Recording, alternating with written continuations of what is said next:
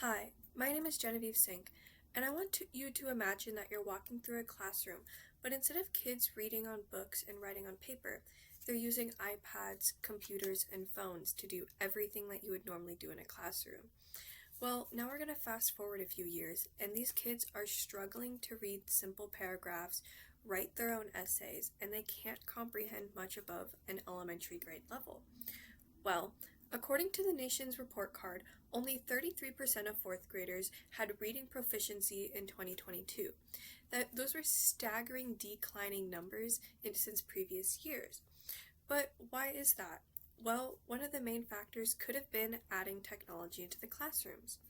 Is it just a coincidence that these years saw a boom in technology just as their proficiency levels were also declining as well? Well, while technology can be a powerful tool in a classroom, it also can have the ability to hinder development in children. A study by Delgado found that students who read from screens retain less than those who read from paper. One of the main reasons why is because they found that students were actually skimming through the information instead of looking for keywords instead of actually reading it and retaining it. They were just trying to find the information that they were told to find, and they weren't actually trying to read the material itself.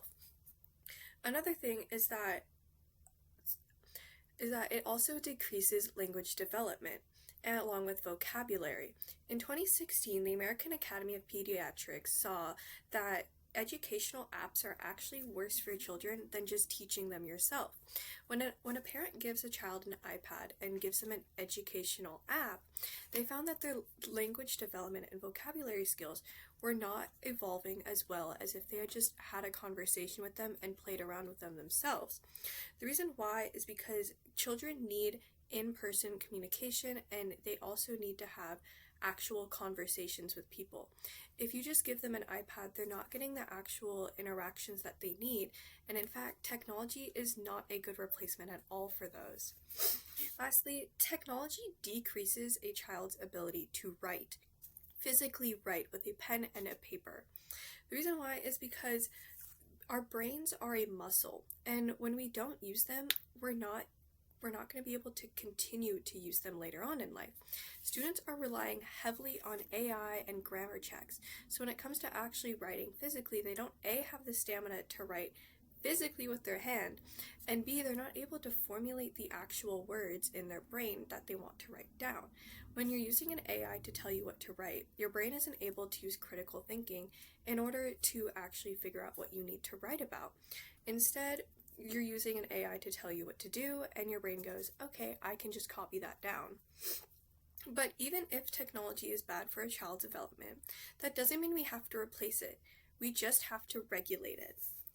Technology needs to be balanced when using it in education, which is why we need to create policies that mandate stricter use.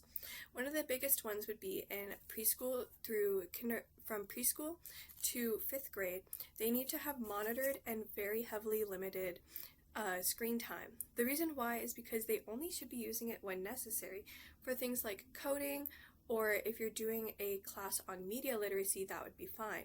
But when not using it, they need to have as much in-person and paper time as possible. Because if they're not, then they're not retaining the skills that they really do need to develop. Along with that, we just need to overall return to in-person use of items. Things like using an actual textbook, actual notebooks, pen and paper. Those are all things that students really do need in their development. And by replacing those with computers and iPads, we're not giving them the fundamental development that they do need. So I want you to consider the outcome of these two scenarios. In the first one, students are using textbooks. They're underlining important keywords and phrases, and they're writing everything in their notebook by hand, coming up with new stories, coming up with paragraphs and prompts for them to write about. They're building their stamina and comprehension levels effectively and also efficiently for their grades. They're able to progress as they would normally as a child. But now picture the second scenario. Instead of using paper, they're scrolling through iPads, scrolling through apps, different tabs, just trying to find the next thing. They're struggling to write without an AI telling them what to write. They're not able to come up with ideas on their own.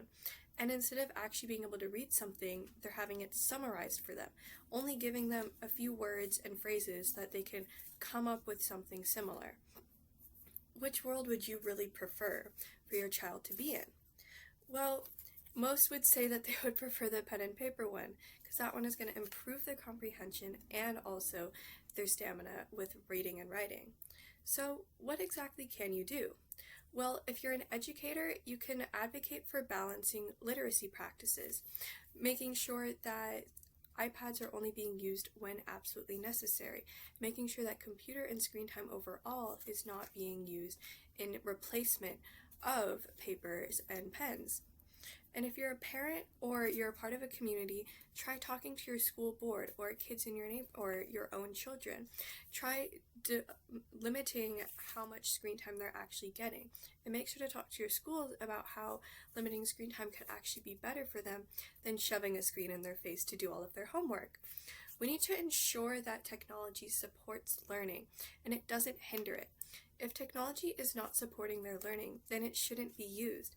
Instead, we should use things that do support their learning. So next time, instead of picking up an iPad, maybe try picking up a book or some pen and paper. Thank you.